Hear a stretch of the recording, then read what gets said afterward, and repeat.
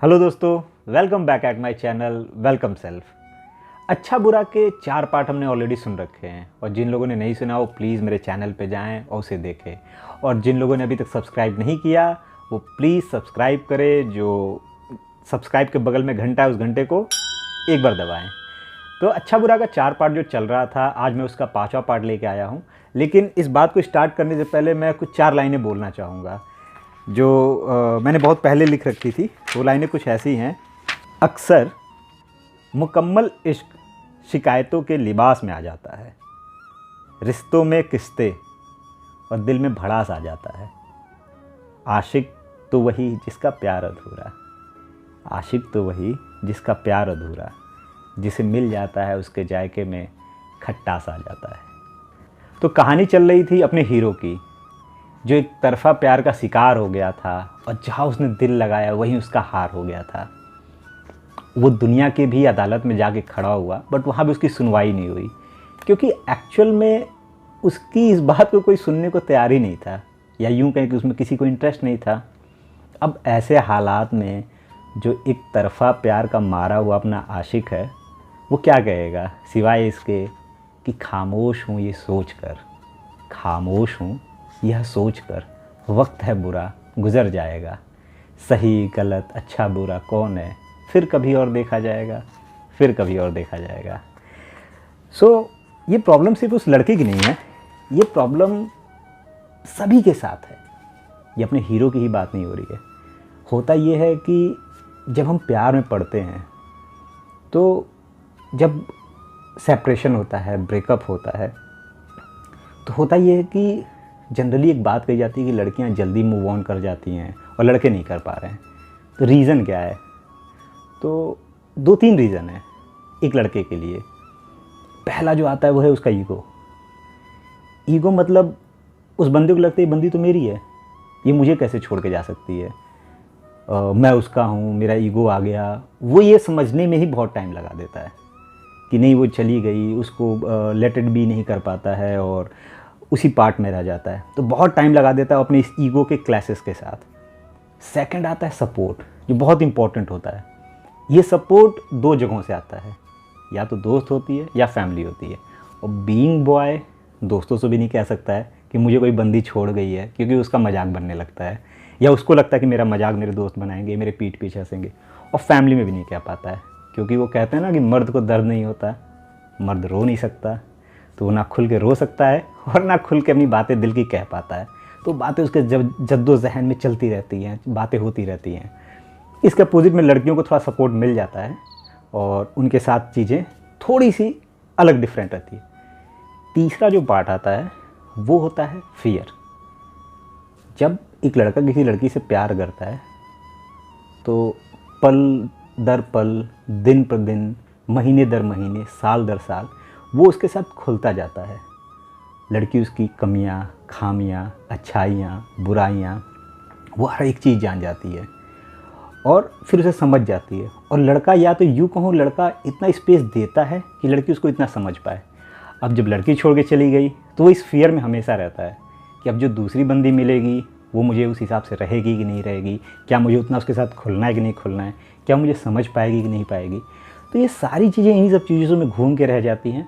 और जो हमारे इस सीरीज़ का हीरो है वो फ़िलहाल इसी कैरेक्टर में चल रहा है। 2-4 लाइनों से मैं आगे की बात बताऊंगा आपको, ज़्यादा कनेक्ट हुए। मुझे बड़ी पुरानी अपनी गज़ल की 4 लाइनें याद आ रही हैं। पहले मैं उसको शेयर करता हूँ, फिर हम आते हैं अपने अच्छे बुरा पार्ट 5 पे। कि डुबोया हमें उन्होंने, डुबोया हमें उन्होंने जिन्हें हम बचाने गए, चलो अच्छा हुआ इसी बहाने कुछ लोग पहचाने गए, चलो अच्छा हुआ इसी बहाने कुछ लोग पहचाने गए। आगे की लाइन ध्यान दीजिएगा और कोशिश करिएगा वहीं पहुंचने की जहां मैं पहुंचाना चाहता हूं। कि वक्त गर्दिश में है, वक्त गर्दिश में है, साया न है साथ हमारे, हम पे वार कर रहे हैं जो थे कभी हाथ हमारे।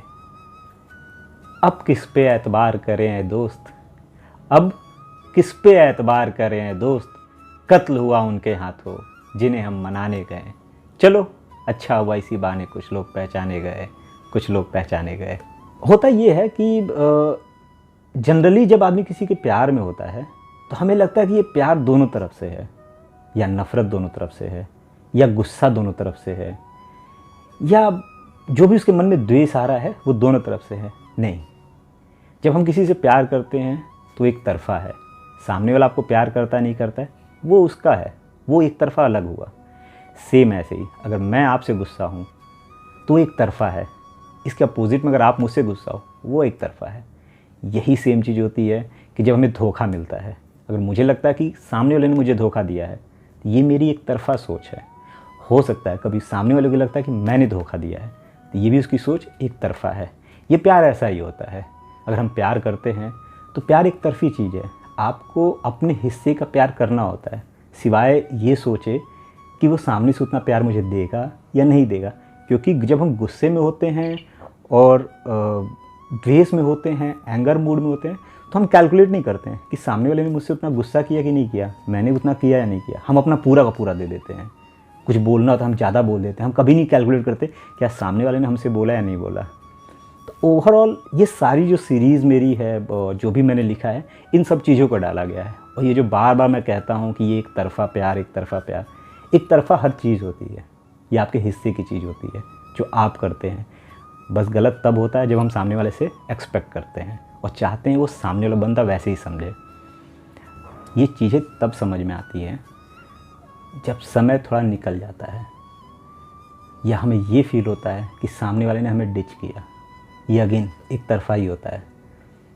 फिर ऐसे हालात में खामोश हो के हम क्या कहते हैं कि खामोश हूँ ये सोच कर, खामोश हूँ मैं यह सोच कर, वक्त है बुरा गुजर जाएगा, सही गलत अच्छा बुरा कौन है उसे फिर देखा जाएगा, उसे फिर कभी देखा जाएगा। आगे की लाइन है कि बादल से जैसे बूंद नीचे छूट गई, बादल से जैसे बूंद नीचे छूट गई, रहना तो बरसे पर लरी टूट गई। उन्स की आस में, उन्स अफेक्शन, उन्स की आस में जो पास से किए धोखे, उन्स की आस पे जब पास से किए धोखे तुमने, बंजर दिल हुआ और शिकायत खुदा से हुई। तू जब से जुदा हुई, बेपरवाह बेहया हुई, चुरा के सुकून मेरा कैसे खुद चैन से सो गई। बनने चली थी सागर, बनने चली थी सागर, एक तालाब में खो गई। खैर मुकद्दर में जिसके जो है उसको वही दिया जाएगा, सही गलत अच्छा बुरा कौन है उसे फिर कभी और देखा जाएगा, फिर कभी और देखा जाएगा। जब हम प्यार में होते हैं, ख़ास तौर से मैं लड़कों के बारे में बताऊंगा कि आपको ध्यान है एक छोटा बच्चा जो होता है वो रोते रोते एक जिद में कन्वर्ट हो जाता है और हम समझ नहीं पाते हैं। हो सकता है हम कह रहे हैं वो दूध पी ले, हो सकता है उसका जिद इस बात का हो कि नहीं मुझे ग्लास से नहीं चम्मच से पीना है, मुझे चम्मच से नहीं ग्लास से पीना है, मुझे गर्म नहीं ठंडा पीना है, मुझे ठंडा नहीं गर्म पीना है, मुझे वहाँ बैठ के पीना है, मुझे वैसे बैठ के पीना है, मुझे इनके हाथ से पीना है, मुझे उनके हाथ से पीना है। इन सारी बातों का मतलब ये है वो लड़का ये जताना चाहता है कि जैसा मैं चाह रहा हूँ आप प्लीज़ वैसा समझो और वैसा करो। लेकिन हम उसे नहीं समझ पाते और हम फोर्स करते हैं कि ये चीज़ है, ये करेक्ट है, ये करो, ये दूध है और तुम मुझे पीना है। बट वो लड़का नहीं समझ पाता, उसको एक पर्टिकुलर वे में एक्सपेक्ट कर रखा था। तो होता है कि जब लड़के बड़े होते जाते हैं, बड़े होते जाते हैं, तो वो तो बड़े हो जाते हैं, सख्त लौंडे बन जाते हैं, लेकिन वो जो बच्चा होता है ना उनके अंदर, वो नहीं जाता। वो कब आता है? जब वो किसी से प्यार करता है, बेइंतहा प्यार करता है। फिर वो सोचता है कि जैसा मैं एक्सपेक्ट कर रहा हूँ कि मुझे ग्लास से ही दूध पीना है, मुझे चम्मच से ही दूध पीना है, वो ज़मीन पर लौटने लगता है और उस हिसाब से बेइंतहा उस चीज़ को जाहिर करना चाहता है कि आप मुझे समझो। ओवरऑल अपने हीरो की स्टोरी यही है। आपको कैसा लगा, या आप कभी इस फेज से गुजरे हैं, या आप मेरे साथ कनेक्ट हो पा रहे नहीं हो पा रहे, आप प्लीज़ बताइएगा मेरे कमेंट बॉक्स में। तो आप ऐसे ही देखते रहिए, साथ बने रहिए। मैं आपको ऐसे ही हर शाम कोई ना कोई एक अच्छी बात लेके आता रहूँगा। सो दोस्तों, हैव अ नाइस डे।